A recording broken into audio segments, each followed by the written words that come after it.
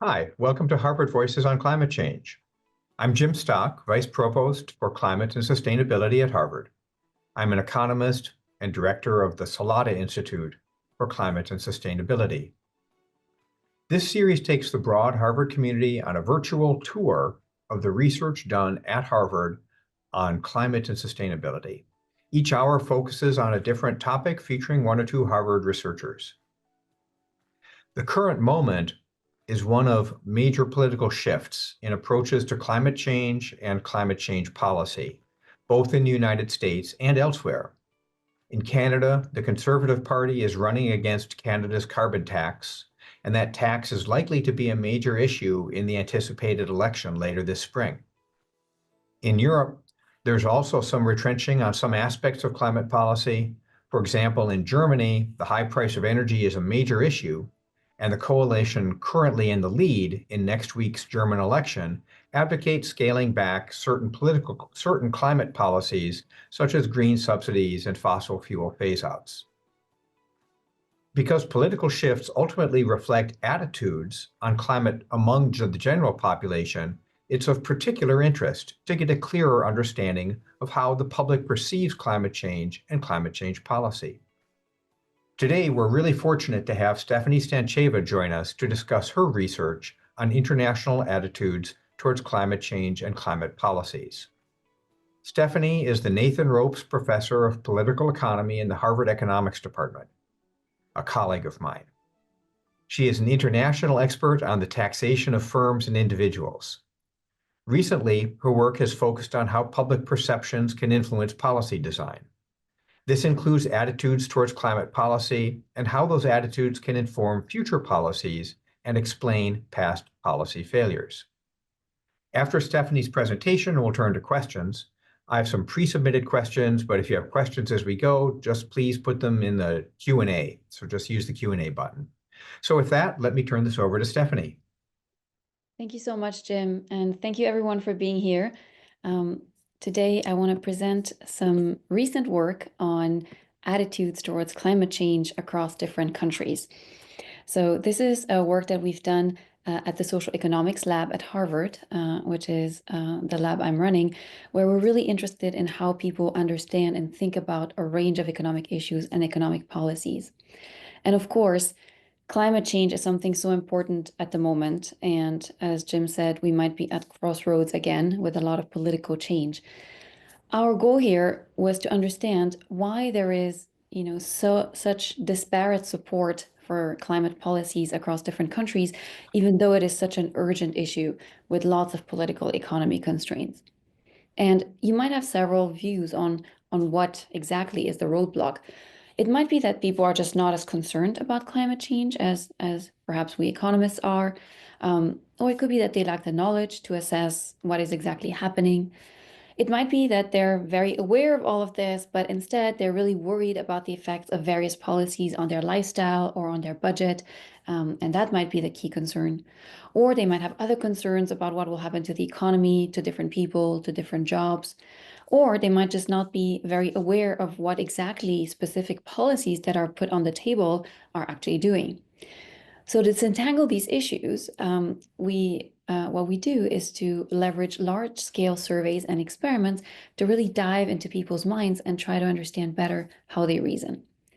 In this particular case, our sample covers 20 countries that you can see on this map here. We cover both high-income countries in lighter green and middle-income countries in darker green. What you will see here is that these are essentially emitting countries. So we cover 18 of the 21 largest emitters. The emitters we do not have in the sample that are very large are Russia, Iran, and Saudi Arabia, just for survey logistics reasons. But otherwise, we have the largest emitters that together account for more than 72% of global CO2 emissions. So this is very much a survey that is focused on countries that are emitting and countries which hence need to take action to mitigate climate change. What would be super interesting, which we don't have here, is to look at countries that are the main victims of climate change. So there is some overlap, but it's not perfect, and see how rather adaptation strategies are being deployed there. So overall, we have more than 40,000 respondents in these 20 middle and high-income countries. A brief note on who these respondents are, just so that you know what we can see here. These are typically run through commercial survey companies that usually do surveys for businesses. So you can think of it as a broadly representative sample, in terms of the broad middle class, somewhat higher income people, as well as some lower income people. And in general, the representativity is much, much better in the high income countries than in the middle income countries. Because these are done online, I would consider the middle income country sample to be somewhat online representative, which tends to skew younger, somewhat higher income, more urban, typically, than the overall population. So one thing with the sample that we can get out of the way right away is this question of whether people are just not concerned about climate change. So very simple questions, which have also been asked in other surveys, are things like, is climate change an important problem? And you can see on this figure for each country, as well as for the average of high-income countries and middle-income countries, the share of respondents who will say, who will somewhat to strongly agree with this statement. And the other statement in blue is whether their country should fight climate change. You see, these numbers are generally really, really high. There is some variation across countries, but overall, it doesn't seem like people are just not concerned about climate change or do not want to take action to fight it. So let me dive a tiny bit into the survey in a bit more detail, and then we'll dive into some of the findings. So as I mentioned, these surveys are typically done by commercial survey companies, and you can think of it as a broadly representative sample. People are recruited through a whole variety of channels with different rewards, and we can talk about more of that in the Q&A.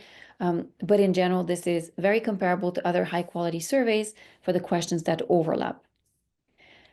Something that's important is how the questionnaire is actually structured. So the type of surveys we do are not just, opinion polls. They're actually really deep dives into how people reason and think about specific issues. So the way we usually do this is illustrated on this slide here. We start with some background characteristics of the respondents. So these are questions about their socioeconomic characteristics, their political leanings, their energy use, and their consumption habits. As you might imagine, these are really important characteristics when we think about support for climate policies. After that comes an important part, which is an experimental component, where people are going to be randomly assigned to seeing different videos. And I'll talk much more about these videos in the final part of the paper. But in a nutshell, the control group, which is, if you want to think of it as a baseline group, in that group, no video, no information is provided. There's another group that we call climate impacts. Those people are going to see a video that tells them about the local impacts, by which I mean in their country, of climate change. And these are typically all negative impacts. There's some small exceptions, but in general, these are more disasters and things that research predicts will happen if things continue the way they are. The third group sees climate policies explained to them. So these people are going to have detailed information about 3 types of climate policies. And the way we pick these policies is to really be somewhat representative of 3 major groups of policies. So one is a regulation-style policy. That's going to be a ban on combustion engine cars.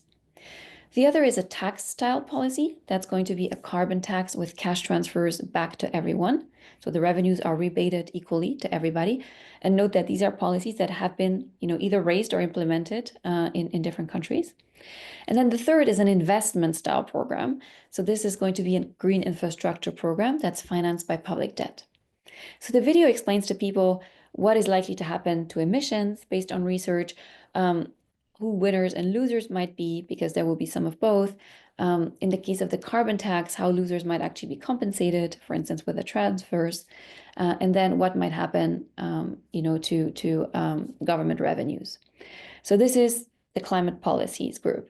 And then the final group will see both videos. So we'll both be told about sort of, the problem, climate impacts, and then potential solutions, the climate policies. Then people are led through a series of detailed questions, quizzing their understanding and knowledge about climate change, and then their views on climate policies. And for these 3 policies, let's call them the main policies from now on, we're going to go into great depth. So we're going to ask people about their perceived effectiveness, their perceived distributional impacts, who's going to win, who's going to lose, their self-interest concerns, what do they think will happen to their own household, and then whether they support them or not. And then we're going to branch out, and at a much higher level, much less detail, we will ask people about lots of variations on these policies and then other climate policies, for instance, a tax on plane tickets, or things related to agriculture. I'll show you all those policies. For those, we'll just ask people to what extent they support or oppose them. So something that's really important, and I'll just say, a few words on this, is of course, the data and response quality. The whole quality of the analysis and the extent to which you can trust these results, of course, depends on whether, this is done properly. So we do lots of things to try to ensure data quality, and I'll just mention a few here. Something really important and that I really want to emphasize when people do surveys is that you really do not want to get a sample that is very focused on this specific topic. So ideally, you don't advertise this as saying climate change survey, because you might attract people who are specifically, let's say, with strong views about climate change or very passionate about climate change. You really want to have the whole sort of population here. You can do a lot of things to filter careless responses in these online surveys. And something very important is that you can correlate what people say in terms of policy support to some real actions. So for instance, in the survey, we have questions that ask whether people are willing to send a petition to their representative or to their government that actually, signs their name, in a sense, under the policies they say they support. And we can see that it is very correlated. The willingness to send the petition is very correlated with the self-reported policy views. So to me, this indicates that we can trust when people say they support a policy or not, that they truly mean what they say. So let me dive into the first set of results, which is simply about knowledge about climate change. What do people know? What do they think will happen with climate change across these countries?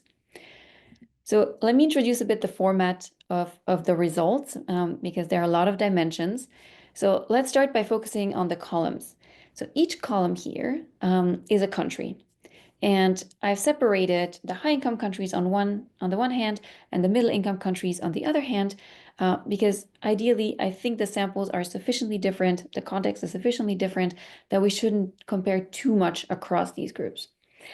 And then for each country, we have a column in its corresponding group.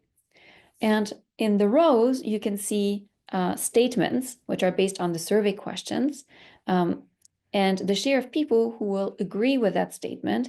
And the statements are oriented such as to be in the correct direction. So, for instance, climate change is real and is human caused. That statement is backed by research. And so you can see in each little cell, the share respondents will agree with the statement. So the share respondents who is essentially correct about that statement in each country. So the more blue, the more correct people are. The more red, the less correct people are.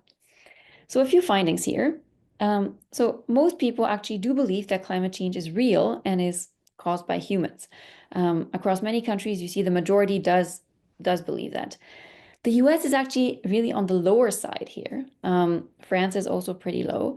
And the sticking point is not whether climate change is real, it's whether it is human caused. So this is where there is some disagreement across people, for instance, in the US or in France. But in general, the numbers are relatively high. Another thing that's really interesting is we do ask people, some technical questions about what causes climate change. So for instance, we ask whether a series of things are actually greenhouse gases, things like methane or hydrogen or CO2 or particulate matter, and whether people are correct, whether something is or isn't a greenhouse gas. We also ask whether different activities emit more or less carbon. You can see that in the second group of rows here. For instance, that beef or meat production will be a more emitting activity than chicken production or pasta production. That nuclear footprint is lower than gas or coal. The greenhouse gas footprint of a plane is higher than a car or train bus for the specific country. So all these questions, and in general, there's some disparate knowledge, but I would say people are relatively informed here.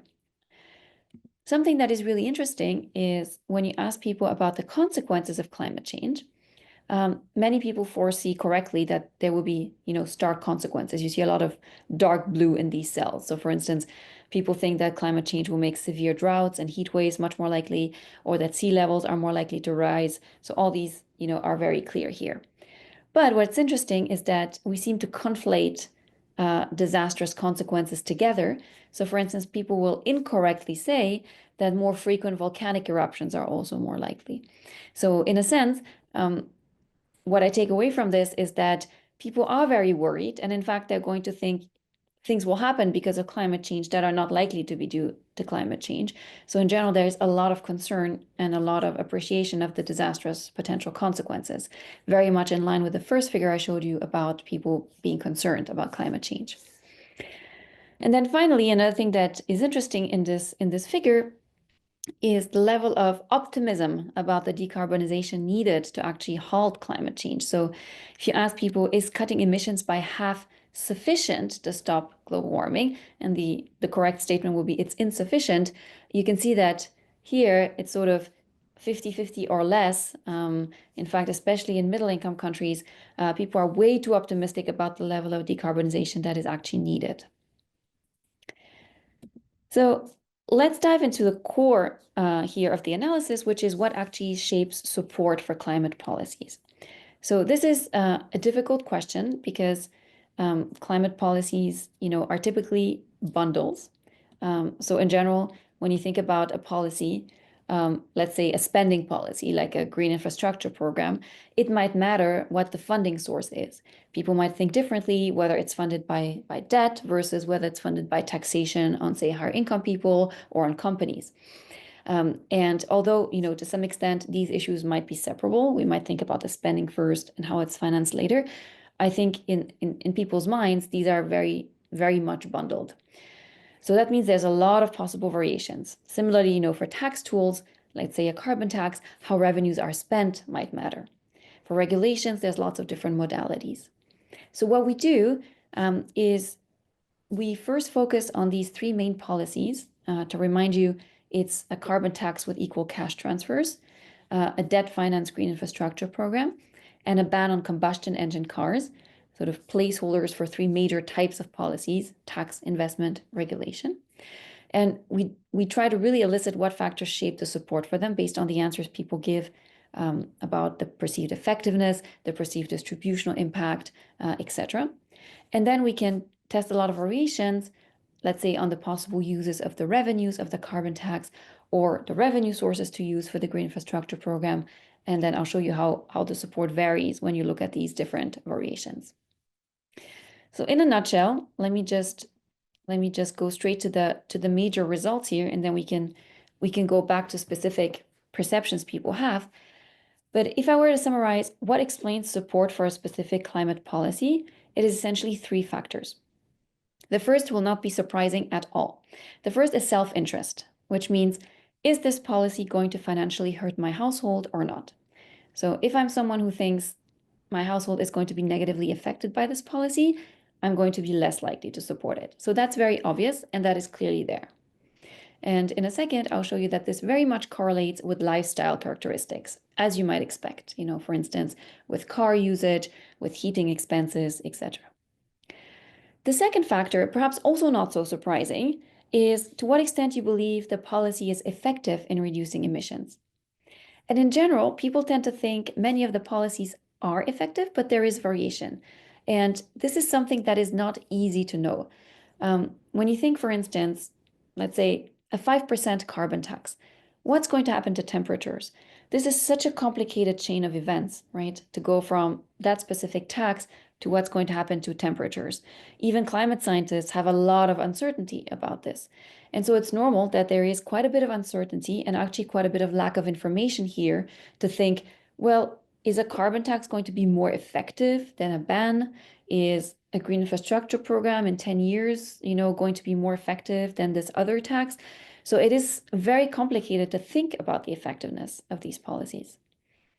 And then the final factor, which is perhaps the most surprising, is a strong equity concern.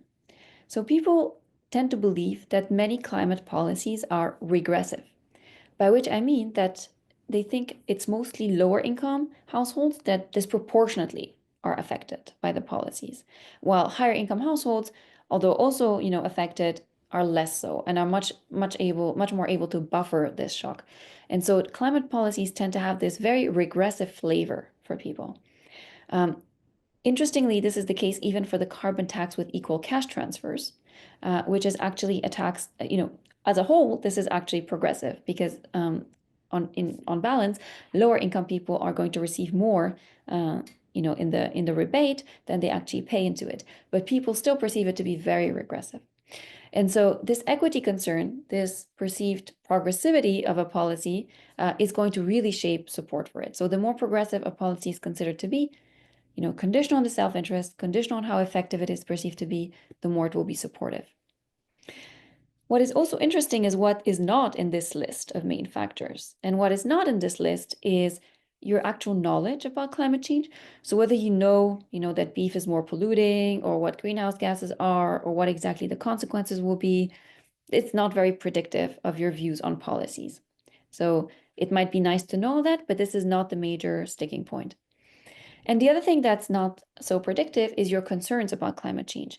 If you're someone who's particularly worried, or you think it's going to have, impacts on you in the future, this is not very predictive either.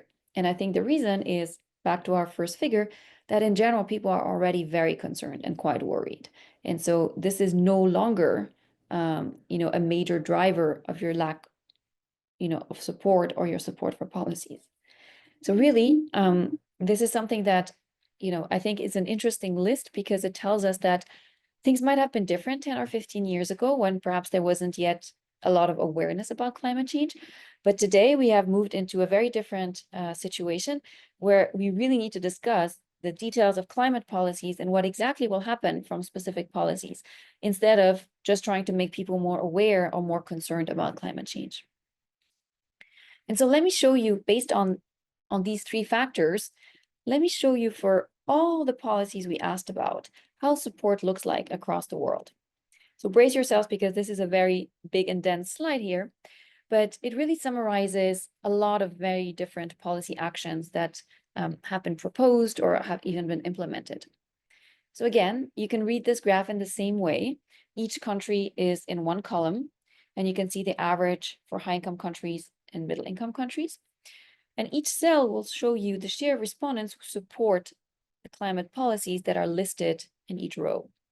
So at the top, you have these three main policies studied: green infrastructure program, the ban on combustion engine cars, the carbon tax with cash transfers. And then you have policies grouped, for instance, transportation policies. So for instance, a ban on polluting cars, but only in city centers, done by many countries. A ban on combustion engine vehicles, but with public transportation alternatives made available. A tax on flying that will increase the prices by 20%. Energy style policies, for instance, subsidies to low carbon technologies, or a tax on fossil fuels. We specified it to be at $45 per ton of carbon. Then we have food or agriculture related policies, for instance, banning intensive cattle farming, removing subsidies for cattle farming, or outright taxing cattle products. And then support for a carbon tax with different uses of the revenues. And I've actually ranked them from most popular on average to least popular. So for instance, at the top, we have using the revenues to fund environmental infrastructures. At the very bottom, we have using the revenues to reduce corporate income taxes. And so you can see, the bluer, the more support there is, the more orange, the less support there is for a given policy. So let's emphasize a few things. And again, keep these three factors in mind. So there's high support for subsidies for low carbon technologies and infrastructure investments, which makes sense. First, people tend to think that they're clearly effective. It's something that is specifically meant to encourage transitions to greener technologies or lower carbon. People are generally not too concerned about the impacts on themselves, because it is something that is debt financed, so it's murkier where the money comes from. And then people are also not very concerned about the progressivity of these policies. So they tend to think they're relatively neutral, and definitely not as regressive as some other ones. The carbon tax is a really, really interesting example here. So at a first glance, if you just look at a tax on fossil fuels, you see a lot of red and orange here. So this is not a popular policy. And I'm from France, and I witnessed the yellow vest protests in France. And so this result is definitely not surprising to me. It was an extremely unpopular policy and triggered a lot of protests and unrest. However, what I do find super interesting and encouraging is that the revenue use really, really matters for the support. So in this bottom block of rows here, you see the support for the carbon tax with different uses of the revenue. And you see that if the revenues are either directly rechanneled into environmental purposes, so for instance, funding environmental infrastructures or subsidizing low carbon technologies, or if they're used to fund progressive transfers, for instance, reduce personal income taxes in a progressive way, or give cash transfers to the poorest households rather than equal cash transfers, that is actually perceived to be progressive or more effective, depending on which of the uses you have. And that really, really increases the support. You see a lot more blue here relative to the baseline case. And you can actually see that what was done in several countries, which is equal cash transfers to all households, is almost at the very bottom. It ranks just a bit above reducing the corporate income tax, in line with this idea that people consider it to actually be regressive. I don't have a box to showcase this, but if you zoom in on the food policies, you can see a lot of red there too. So policies related to agriculture seem to be really, really unpopular. That's true in European countries, it's true in the US, it's true in the middle income countries. So people seem to actually be relatively attached to the agriculture, the way it is done, and seem to not support a lot of intervention there. Another thing that we can look at, instead of looking across countries, we can also look at within countries, which types of people support more or less climate action. And so the first thing we can see is very much in line with this idea of self-interest, which I alluded to, which is people whose lifestyle allows them to bear the cost of the policy and adapt are going to be much more supportive. So in practice, this means people who have access to high quality public transportation, super important. And note that it's actually not perfectly correlated with being in urban areas. You might think it's very correlated. It is to some extent, but the perception of high quality public transportation varies a lot. And so this is a major, major predictor. People who rely less on a car and people who have lower gas expenses, typically gas is not just for the car, it's also for the heating. So people who have, the ability to not rely on these things are going to be much, much more supportive. Left-leaning respondents in all countries are going to be more supportive of climate action. And left-leaning means slightly different things in different countries. So we classified parties according to an economic definition of left and right. But it is interesting, in all countries, people who say they're more left-leaning are much more supportive. Those with higher levels of education, particularly college, are much more supportive. And this is actually true conditional on income. So sort of independently of your income, having a college education is very predictive of your support for climate action. In fact, income is not as predictive. If you control for education, income is not as strongly correlated. Age is an interesting case. I think many of us might have this view that younger people are much more supportive of climate action. And that is definitely true in some countries, in France, in Australia, and in the US, but it is not true in other countries. So age mainly has no effect. So there's support in different age groups and there's no clear pattern. And so that is something that we found quite interesting. And let me turn in the last few minutes that we have here to the experimental effects. So remember, at the very beginning of the talk, when I presented the survey outline, I told you that there are these videos that people see. And importantly, they are randomized into which video they see, which means that we can compare the effects, the policy views of those who saw a given video to the policy views in the control group and say, this is the effect of having received that information. This is the effect of having been taught something either about the climate impacts in your country or the climate policies. And I have some figures here to illustrate the detailed impacts, but let me go straight to the verbal results, and we can obviously look at the graphs again in the Q&A if you want to focus on specific magnitudes. But what we actually see is that the people who see the climate impact are going to have some increase in support for climate policies, but it's going to be pretty small. And the reason is that being told about the climate impacts in your country definitely increases your concern about climate change and to some extent your understanding of its consequences. But as we saw earlier, these are not strong predictors of support for climate policies. Concerns and knowledge are just not the key drivers. In fact, the other three factors, right, are not shifted here. The perceived effectiveness of policy is not shifted. The distributional impacts you think are not shifted. What is it going to do to you is not shifted.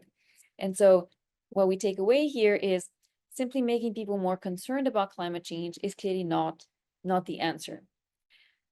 People who see the climate policies video or both videos, they have a much, much bigger increase in their support for climate policies. And the effect is quite big, specifically actually for the carbon tax, because the video is explaining to people that losers, in a sense, people who will be paying the tax, will to some extent be compensated by the revenues they receive back. And that is something that is very unclear to people. And so that is really something that the video clarifies for them. And so this type of information shifts exactly the beliefs that are predictive of policy views, namely the perceived impacts on your household, on others, and the effectiveness of the policy. And so this has big effects on your support for the policies that the video talks about, and also on related policies. So people extrapolate from this and now are better able to think about policies that are similar or related. And so explaining how each policy works and who benefits or how losers can be compensated is really critical to fostering policy support. And simply making people more concerned is not effective. So what we want to conclude here is that there's a large majority of people across the various countries that understand that climate change is real and caused by humans, but there's a lot of disagreement about the policies to implement. And we can see that socioeconomic and lifestyle factors like education, political leaning, availability of public transportation, etc., are very correlated with your views and beliefs. But really what matters a lot is these three fundamental beliefs that I spoke about. First is the effectiveness belief. Will the policy reduce emissions? And there's a lot of scope for information here because this is a complicated thing to know. There's an equity concern. Will the policy disproportionately hurt lower income or vulnerable households or not? And this suggests, if we draw policy implications, that policies ideally should be made progressive and people should be helped to understand that they are progressive, if they are. And then the third is the self-interest, which is the policies will not financially hurt my own household. And I think the policy implication here is that it's really important to provide people with alternatives first. For instance, alternative means of heating their home, or help like subsidies to change their heating equipment, or to get an electric car, before we move on to policies that are more like punitive policies like a tax. So the sequencing of the policies seems really, really important. And concern or knowledge about climate change really does not predict support very well. So it suggests we need to move very much beyond just making people worried about climate change. Today, many people are already very, very worried. And instead, we have to move towards very much focusing on specific policies, what they will do, who will be affected, what can be done to buffer this. And this is a very productive avenue forward. So thank you very much. And I'm looking forward to your questions. Thanks, Stefanie. Boy, there's a lot there. That's fascinating. And we have a number of really great questions from the audience, but I think I'm going to start off with one of mine. Actually, it merges in one that came through the Q&A. It seems that if we just think about the cross-country piece of it, it seems that among the high-income countries, the US is a bit of an outlier, or maybe that's too strong a word, but it's certainly at one end of the spectrum.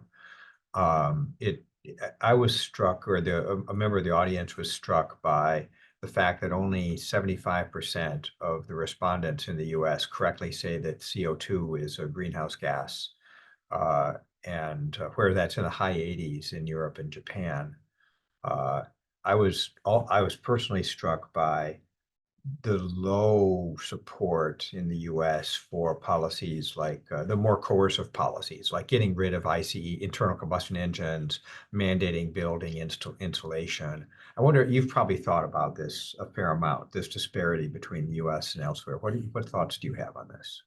Yes, it's really interesting. So in the high income countries, we mostly have essentially the US and then lots of European countries, although there's also some Asian countries. But there is clearly differences in the attitudes towards general policies that you can see reflected beyond climate change as well. For instance, in general, support for regulation tends to be somewhat higher in Europe. That's not just for climate change, it's true for Yeah. other things too. While support for more decentralized policies is higher in the US. The knowledge part is really, really interesting. And there's a strong political gap here in terms of people who believe, climate change is human made or not. It's also true in Europe, but this partisan gap, in a sense, is very, very strong in the US. I will say something about this difference in policies that I think is quite interesting, related to the equity concern. So it is striking that many people actually prefer outright bans on things. So for instance, banning polluting vehicles altogether, rather than, for instance, taxing polluting vehicles. So to economists, this might be a bit surprising because we would typically think a tax would be more efficient here. But it goes very much against people's equity concern that I really highlighted. There is a notion that it's unfair if, let's say, richer people are able to continue to pollute and just pay for it, and others can't afford that. And an outright ban where nobody is allowed to do this is actually considered more equitable. So there is that very interesting dimension that's there for the regulation versus tax style policies.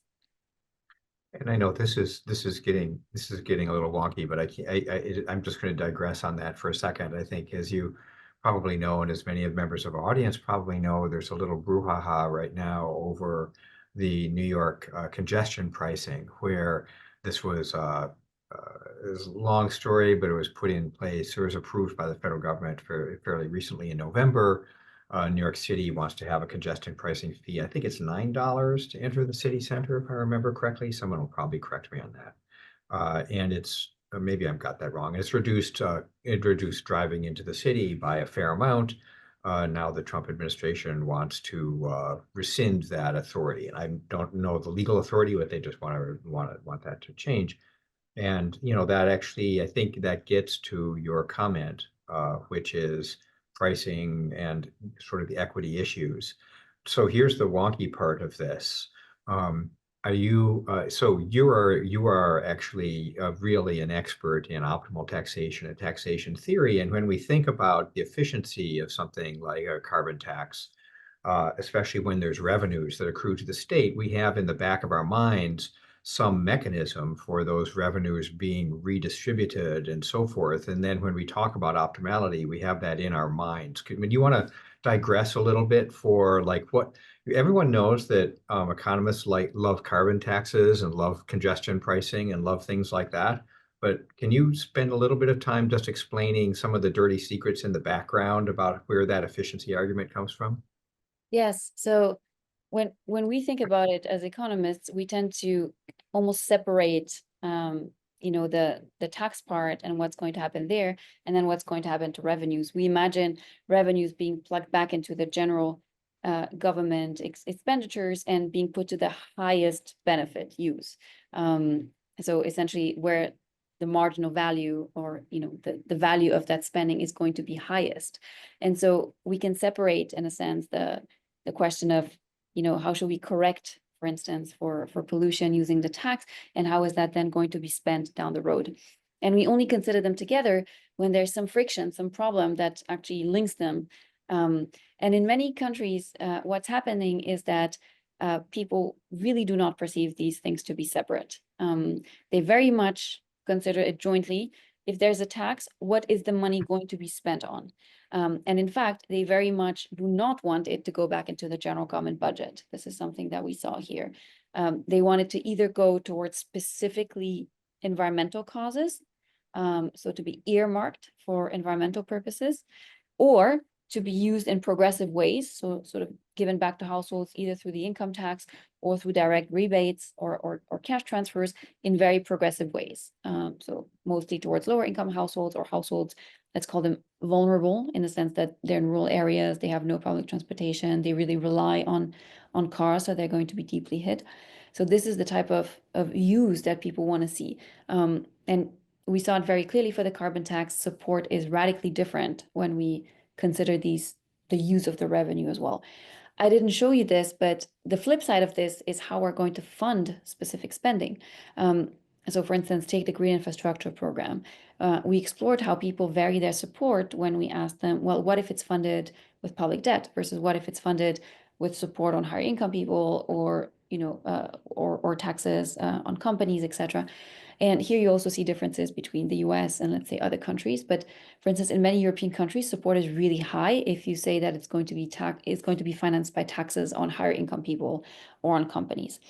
In the US, it's much higher if you say it's going to be financed by public debt or to some extent on companies, not so much on higher income people.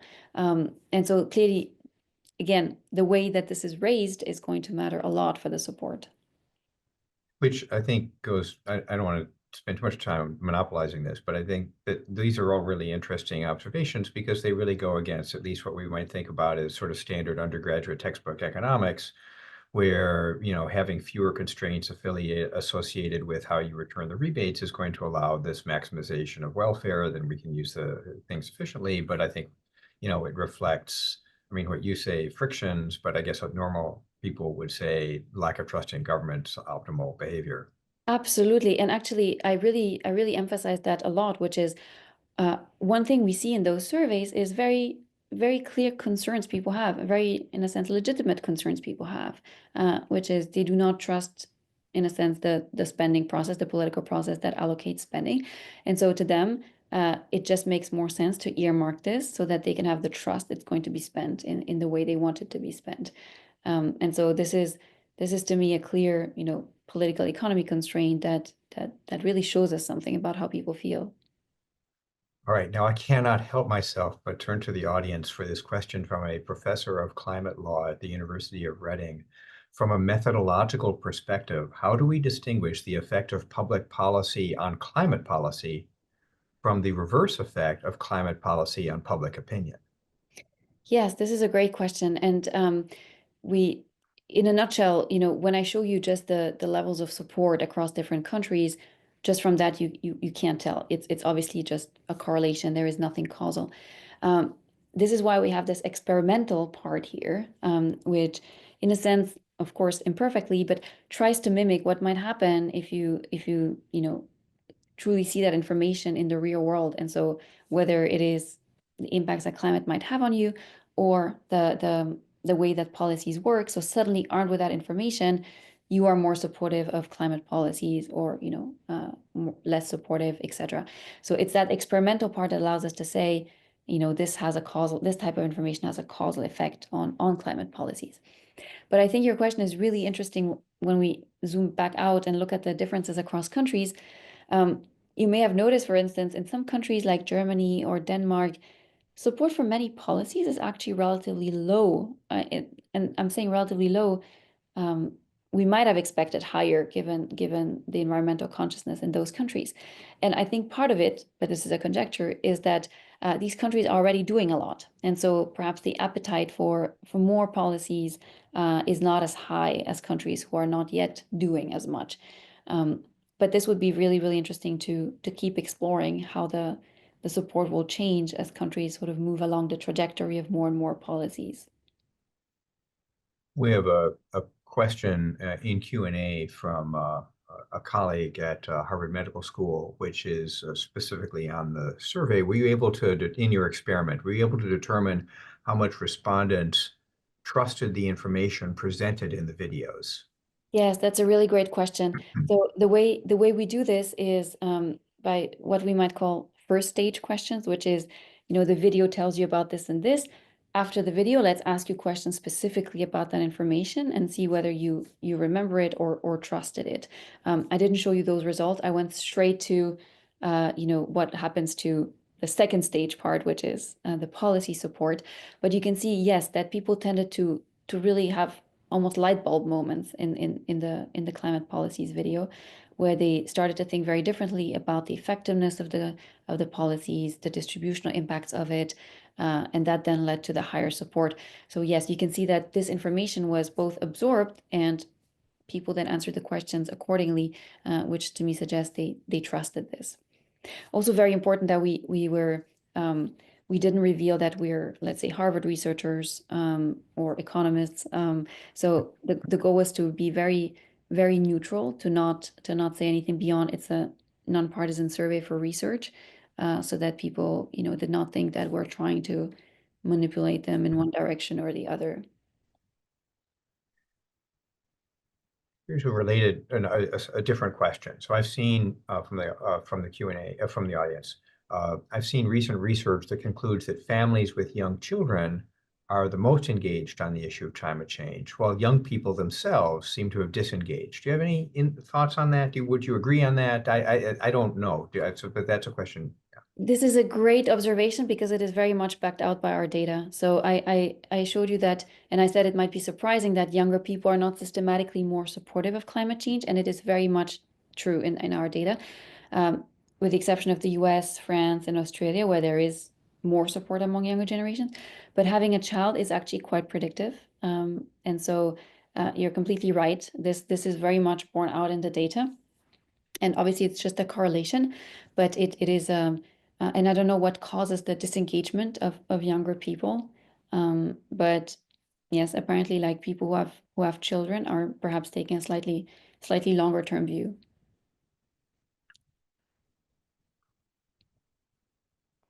Let me ask you another question on this gets to communication. So this gets to the amount of or the role of information, which you of course look into. Of course, that's part of the treatment you have. A lot of people are scratching their heads around the theory of change, the political theory of change that was associated with the Inflation Reduction Act. So basically, the theory of change for the Inflation Reduction Act in the United States was that no one's paying for it because we're just going to increase the debt and increase the deficit. And we're just basically giving money away to a lot of these places. And it's actually for the manufacturing, a lot of that is going to red districts, for the red states, and for example, the EV tax credits. EV prices are going down. The tax credits are capped so that you're supposed to only have them for made in America, less expensive vehicles. So there's sort of this hope that the Inflation Reduction Act would be something that would generate a substantial amount of popular support. In the spring of 2024, the Yale Project on Climate Communication, so that's pretty recently, did a survey, found, first of all, a substantial majority of respondents supported the policies in the IRA. Less than 40% had heard much or anything about the IRA. And then once explained, only 33% thought the IRA would help their family. And actually only 8% of self-described conservatives thought that the IRA would help their family. So those all are like pretty striking. I don't know if you have any comments on that. I mean, it's maybe a question of like, how could have communication been different, or like what's going on here? So I think a few things. First, I'm not surprised that it's hard to stay informed of all these policies, right? They're not easy to understand, even for specialists. And we barely receive any economics education unless you go to college and study economics, which, by the way, is something I would, keep thinking about how that can be improved, because such policies just affect our daily lives and we're asked to vote on them and take stances on them, yet we receive almost no education on them. And so not surprising to me that it's just hard to keep track of all of this.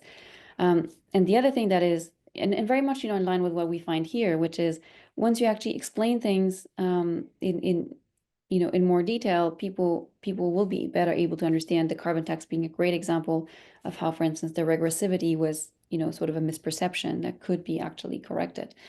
But the other thing is that once you put a name on something like, the Inflation Reduction Act, it becomes associated with a specific government. And I think at that point, partisan leanings do come in quite a lot. So this has been shown in so much research, that, for instance, about universal health insurance, or, the Affordable Care Act. If you ask about the underlying issues, people are actually quite supportive. Once you give it that name, people, withdraw their support. So I think there is also a bit of that going on. And so moving forward, if we think about the need for information, which is clearly there, and I think people should be empowered to make their own decisions by understanding what a policy will do or not to their household, to others, it has to be provided by a nonpartisan body. And it differs what this will look like in different countries, but it's clear that it has to come from a place that people trust to not be partisan. And I think that's a major challenge.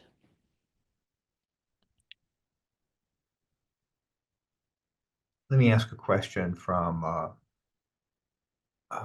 very distinguished audience member who's a founding co-chair of the EDF, Environmental Defense Fund Action Fund, is on the board of some important climate nonprofits. Is the tone or mood of public opinion strong enough, and these are his words, is the tone or mood of public opinion strong enough to buck the current administration's aggressive destruction of the US's institutional approach to addressing the issue of climate change? Complex Question. Excellent question. And I wish I had the answer, but I think public support in the US is not overwhelming. So, we saw the figures, and as much as I don't love comparing across countries, we still do see that relative to other, high income countries, the US tends to be on the lower end.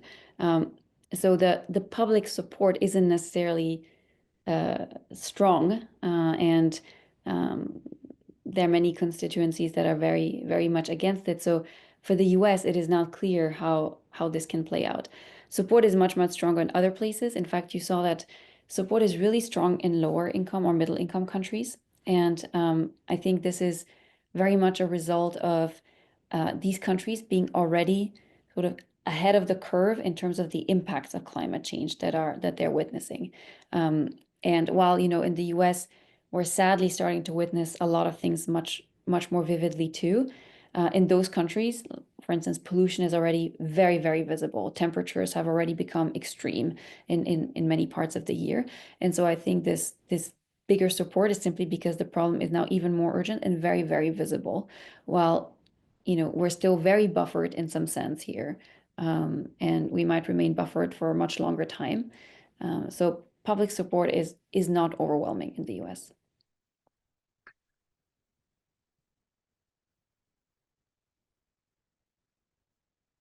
This comment makes me go back to thinking about your information intervention. I guess you didn't do this, at least I didn't see it in the presentation or the paper, but it would be kind of, and I bet there's a literature on disinformation interventions. What if you had like taken your video and just inserted the word not or minus or whatever in a few places? How effective? I mean, are those going to be equally effective? And then how do we think about that in terms of public opinion formation in our current information environment?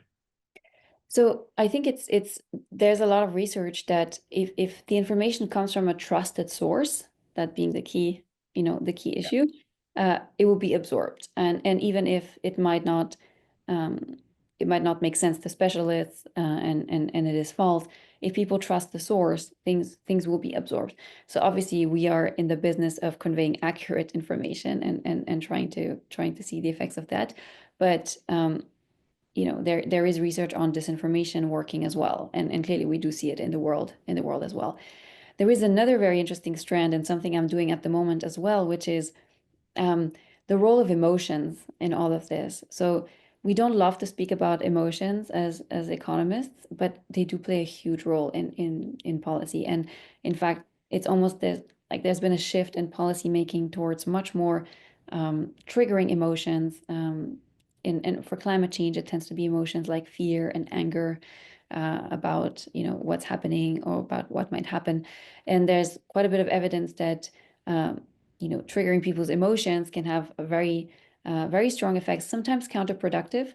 For instance, when people get scared, they actually do not want to take action, and they become really malleable to disinformation and false information. When people are angry, they might actually want to take more action. So stay tuned for more detailed results on this. But I think it's something that we see in the current environment very much. Yeah, that is super interesting, and you're right. Economists are not particularly good at dealing with that, or thinking those things through. Maybe what you'll do is push the profession to give a little more credence to feelings. So here's a good question. Given the polarized nature of public opinion on climate policy, what specific strategies do you see as most effective for building broader consensus? So this is actually, closely related to everything that you just have been talking about, but it's kind of a nice wrap-up type question. And then I have one more after that. Yes, I think it's very much in line with the information provision that we do here, which says the type of information people need right now is not trying to convince them climate change is bad, we need to do things, but really give them the tools to understand the climate policies that are being proposed. Obviously, the policies need to be good, and the policies we picked are, in theory, quite good, and they need to be progressive. They should not affect disproportionately lower income households. But then it's very important to explain these things. And we actually wrote a report for the French government, based on this, on these findings. And what we suggested is it would be really great to have these sort of, websites where you could go and for policy that are proposed, try to see what will happen to households of my income in my area. What is the estimated impact here? This will happen to my budget, but then I'm going to get this rebate. So really give people, in a sense, the tools to make their decisions then. Should I support this? Should I not? I think currently there is just not enough information out there, and this is really important. And the second thing is what I highlighted before, is this has to be done by a nonpartisan body. So it has to be done by an institution that is trusted and that is not going to be subject to the partisan debates. Yeah, that's great. That makes a lot of sense. So my final question for you, and this is definitely diverging, I think, a little away from the substance of this talk, is that looking at, I'm hoping that I can get you to reflect a little bit on your intellectual path or your intellectual journey that led you to this paper, which, if I would encourage the audience to go to your website, and you can read some really cool papers on optimal dynamic taxation of capital and research and development. And they're really cool papers, but they're pretty different from this work. So what's taken you from that, very elegant, sophisticated, important work to thinking about how people perceive taxation and policy?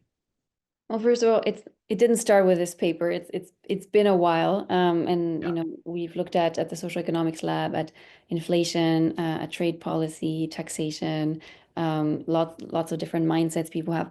But the way I got there is when you look at what policy, how policy should be designed.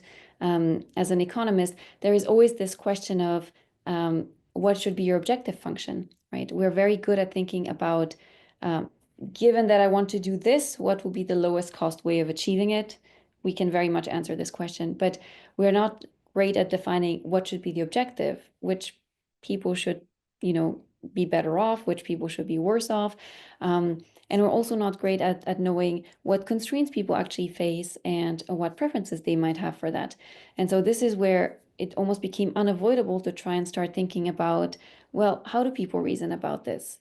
We can, if we know what we want to achieve as economists, we can design those policies, but we really want to understand more how people think about what should actually be done, and how they understand what's being done. And that led me really to this whole research agenda, which I'm learning every day. And as much as I highlighted some misperceptions that people have here, I think the learning in the other way is much bigger. What we learn about people's constraints, legitimate concerns, and how they're doing is actually a much, much bigger learning, I think.